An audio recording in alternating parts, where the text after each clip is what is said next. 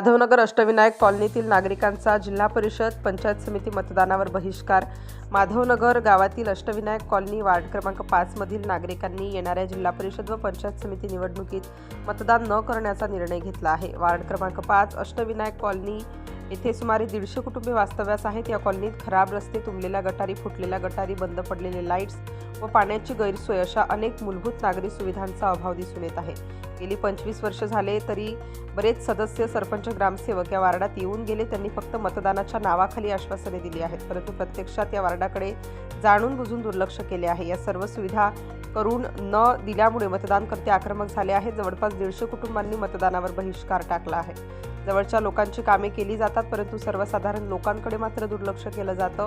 तसेच उमेदवार फक्त निवडणुकीपुरते मतदान मागण्यास येतात व परत या वार्डाकडे फिरकत सुद्धा नाहीत, असे येथील राहणाऱ्या नागरिकांचे म्हणणे आहे। त्यामुळे येथील नागरिकांनी जिल्हा परिषद पंचायत समिती मतदानावर बहिष्कार टाकण्याचा सर्वानुमते निर्णय घेतलेला आहे।